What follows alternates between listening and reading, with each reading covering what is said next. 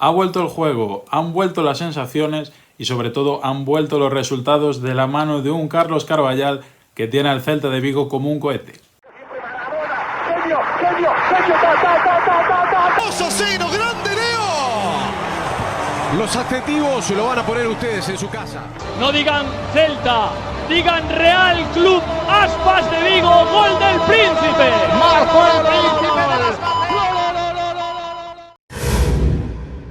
Si nos paramos a mirar la clasificación, el Celta de Vigo es uno de los equipos de moda y por muchas razones. La principal, a mi modo de ver al menos, la figura de Carlos Carballal, el entrenador que sucedió a Eduardo el Chacho Coudet en el banquillo del Celta y que está teniendo unos números de equipo que merece algo más que no luchar simplemente por evitar el descenso. Y es que cuando estoy grabando esto son 31 puntos los que atesora a día de hoy el conjunto vigués, después de una serie de partidos que a mi modo de parecer están marcando una dinámica que de seguir así puede llevar al Celta a aspirar por cosas bastante grandes incluso esta misma temporada. Y me gustaría poner el foco en el 29 de enero del año 2023, partido que el Celta gana al Athletic Club de Bilbao en Balaídos por 1-0 y que a mi modo de ver ha sido un desencadenante de todo lo que ha venido sucediéndose, porque tenemos que repasar una victoria en el Villamarín por 3-4 en un partido loco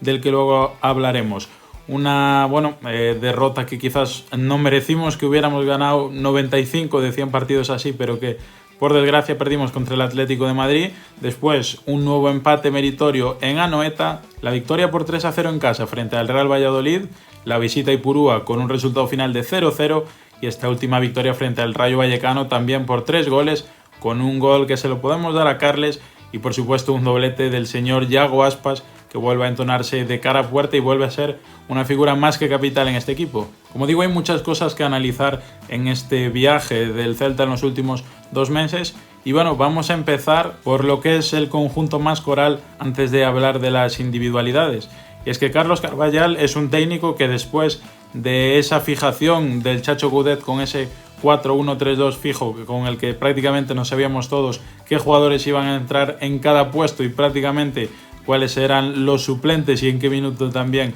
partirían adentro del campo. Y una de las virtudes, a mi modo de ver, del portugués es esa, la capacidad de amoldarse, de fijarse un poquito más en el rival y pensar por dónde puede hacer daño. Es cierto que cada vez vemos un 11 más tipo, un 11 más de confianza del técnico luso, pero yo creo que la forma de juego y sobre todo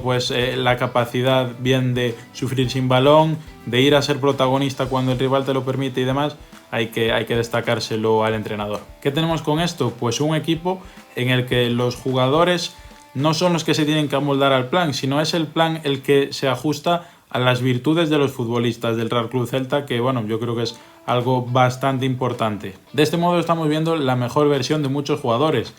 Hablaremos después sobre todo de las bandas, tanto los laterales como los extremos, también incluso los centrales, que creo que se están viendo beneficiados por este sistema. Pero es que para seguir con el tema del entrenador, de esa parte del banquillo, tenemos también, por supuesto, que alabar la capacidad reactiva, ¿no? Yo creo que el tema de saber qué cambio hacer, en qué minuto hacerlo, no se le caen los anillos a Carlos Carballal por tener que sacar a algún jugador en el minuto 45 o incluso antes del descanso, como ya hemos visto. No son siempre los mismos cambios, dependiendo de lo que te pide el partido. Estamos viendo entrar a una plantilla que quizás parecía bastante corta, pero que a la hora de exprimirla está dando bastantes buenos frutos y en algún caso de forma sorprendente. Por último, y ya yéndonos a ese partido precisamente frente al Real Betis Balompié en el Estadio Benito Villamarín, ese 3-4 que tuvo varias remontadas, algún palo, expulsiones y demás.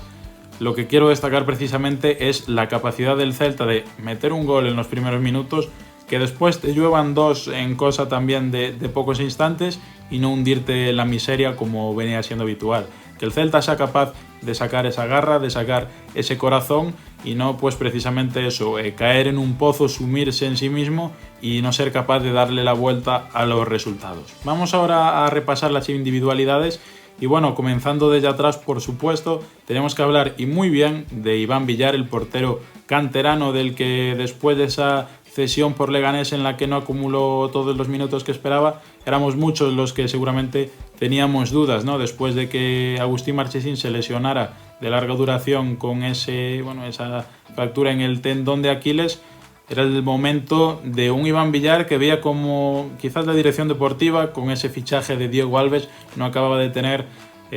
toda la confianza igual depositada en este portero y decidieron acudir al mercado para buscar una solución. El caso es que si repasamos el Celta de los primeros meses de la temporada, había una cosa por encima de todas, que el primer tiro que le hacían a portería siempre acababa en gol. Esto con Iván ha cambiado, está haciendo partidos de mucho mérito, partidos en los que sobre todo se le destaca los reflejos debajo de la portería y también la manera de achicar, la manera de correr hacia el balón, de no esperar en la línea de meta para intentar achicar esos espacios, y la verdad es que está dando un rendimiento que nos está alegrando a todos, por supuesto. Seguimos hacia adelante, y es que después de empezar con un esquema de 5 defensas, con esos 3 centrales, con un doble lateral, si quieres llamarle así, con Mingueza y con Hugo Mallo o en su defecto Kevin, son ahora una línea de 4 prácticamente inamovibles y están todos sanos. De izquierda a derecha, Javi Galán, Unai Núñez, Aidú y Óscar Mingueza. Tenemos que hablar, por empezar, de los 2 centrales. Yo creo la mejor pareja de centrales en cuanto a rendimiento que ha tenido el Celta en bastantes años, si nos ponemos a mirar para atrás, entre Unai Núñez, que está ahí en la prelista de la selección, a ver qué acaba pasando con el vasco, y el internacional ganés, que está dando un nivel excelso, replegando, en seguridad, con un montón de despeje. Yo no sé esa cabeza cuántos balones ha sacado ya del área en los últimos partidos. Y los laterales, que vamos a decir de un Javi Galán que venía con un rendimiento en picado y que partido tras partido está recuperando su mejor versión. Precisamente en este último encuentro frente al Rayo Vallecano le da una asistencia ya Guaspa yéndose en velocidad. Daisy Palazón con esa explosividad y ese regate que tiene el extremeño, que hacía tiempo que no se lo veíamos, y que es una gran noticia para uno de los mejores jugadores, a mi modo de ver, de la plantilla. En el lateral derecho hemos tenido hasta polémica, pero no precisamente ha sido para mal. Después de bastante tiempo hemos visto como Hugo Mallo pasaba por el banquillo, quizás por demérito de él, pero también por supuesto por los méritos de un Óscar Mingueza, que era el jugador clave para sacar el balón desde la línea defensiva. El canterano del Barça, que empezó con mal pie, recordamos en el debut aquel en el que cometió un penalti frente al Español en los últimos minutos que entró, pero prácticamente a partir de ahí ha ido ascendiendo y siendo también uno de los mejores jugadores, como digo, sobre todo a la hora de jugar con el balón, de subir la posesión de las jugadas, y esto, lejos de generar un conflicto, parece que le ha venido bien incluso al propio Hugo Mallo. En este último partido hemos visto a Kevin, que también está jugando bastante bien, pero por lesión del catalán y por sanción de Hugo Mallo. Pero es que el capitán yo creo que ha recuperado un nivel que hacía tiempo que no venía demostrando. Es cierto que no quizás su pico de rendimiento, pero yo creo que ese paso por el banquillo, por lo que hemos visto en estos últimos partidos, le ha venido un poquito bien también al Demos. Si seguimos subiendo, tanto Carles Pérez, que era un poquito el revulsivo, y Luca de la Torre, que prácticamente no contaba y se llegó a decir que igual se había equivocado Luis Campos con su fichaje porque parecía que no tenía ni siquiera nivel para primera división, están callando ambos las bocas de todos. El estadounidense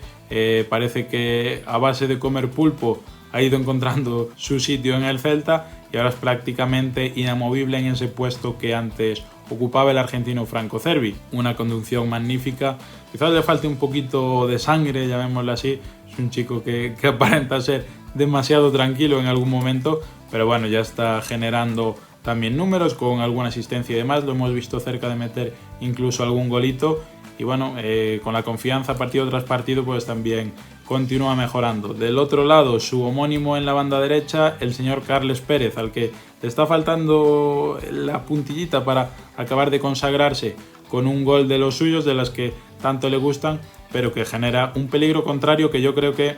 quizás no acabe de acabar de definir, pero que para los jugadores atacantes del Celta sí que es un plus, porque no hay más que ver los últimos partidos en los que no es el lateral izquierdo el encargado de tapar a Carles Pérez, sino que siempre tiene que venir o el interior o el extremo de la misma banda para ayudar un poco en la cobertura. Eso hace pues que quizás sea más complicado montar una contra a la hora de salir el equipo rival al robar el balón, o que haya otros jugadores que entren por carriles centrales y que sean un poco más, digamos, indetectables de los que luego hablaremos largo y tendido. Otro pequeño debate que hay en cuanto a cuál debe ser el titular y cuál el suplente, cuál debe tener más minutos y cuál ser el de rotación. La figura del delantero centro. Parecía que Jørgen Strand Larsen había comido la tostada por todos los lados a un Gonzalo Paciencia que está viendo su participación, la verdad, bastante mermada, pero ha parecido un jugador que quizás no nos generaba demasiada ilusión por sus últimos meses en Turquía, pero que la verdad, a mi modo de ver, está dando bastante buen rendimiento. Incluso ha sumado un gol ya, como es el señor Aris Seferovic. Para mí, el suizo, yo creo que a día de hoy es el delantero de confianza del señor Carlos Carvajal, y que le gusta un poquito más en el minuto 60-65 introducir al noruego con los centrales un poquito más cansados para intentar rascar algo con ese juego poderoso que tiene de espaldas. Y ya para terminar, vamos a hablar de una de las sociedades de moda en el fútbol español, empezando por el más joven, por el más nuevo en esto del fútbol de élite, que no le está pesando demasiado la mochila de ser un rookie y ya suma 8 goles y 3 asistencias. Es el caso del señor Gabri Veiga, el futbolista de moda en el fútbol español, reciente, recordemos, jugador del mes de febrero en la Liga, que está siendo una bomba en todos los sentidos. La explosión de este muchacho yo creo que no se la esperaba a nadie. Es cierto que muchos teníamos realmente mucha confianza en que sí que podía llegar, sí que podía llegar a ser importante, pero es que en los últimos meses, más bien en las últimas semanas, estamos escuchando intereses del Arsenal, del Manchester United,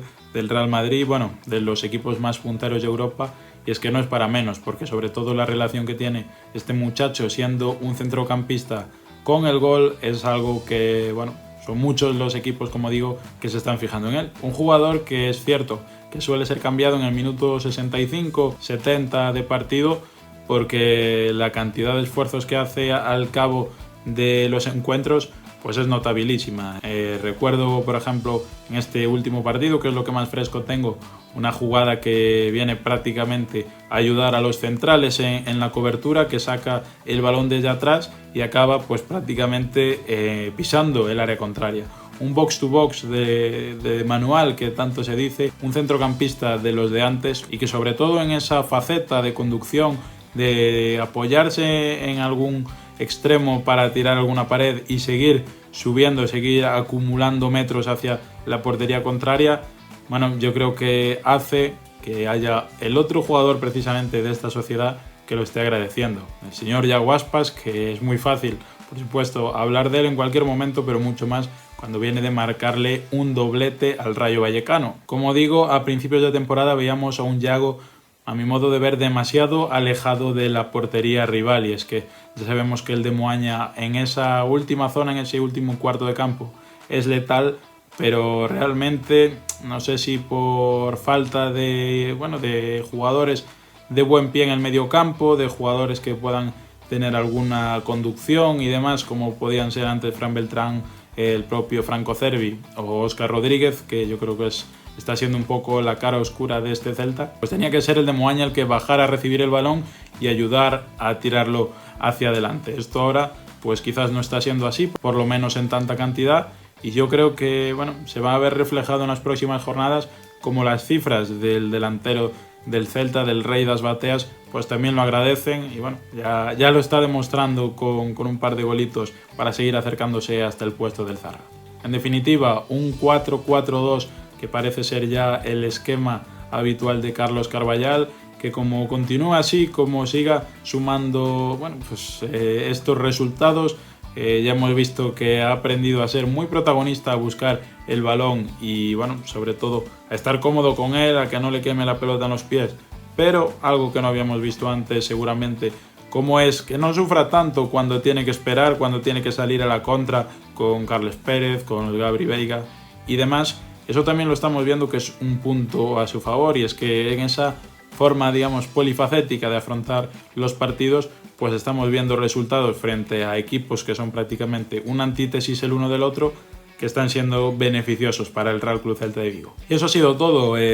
Comentadme qué esperáis de este Celta de aquí a final de temporada, que es lo que más me interesa, sobre todo si sois igual de optimista que yo, que quizás tengo muchos pájaros en la cabeza a día de hoy porque seguimos sumidos en la zona baja, pero yo ya empiezo a mirar demasiado para arriba, yo creo. Dadle un like si os ha gustado, compartidlo y todo lo que se dice, suscribiros también, importantísimo. Y nada más, nos vemos en otra, esperemos que para seguir hablando de este Celta de Carlos Carballal, de la ya denominada autocarballana, en la que todos estamos más que subidos, y que nos siga dando tantas y tantas alegrías fin de semana tras fin de semana. Adiós.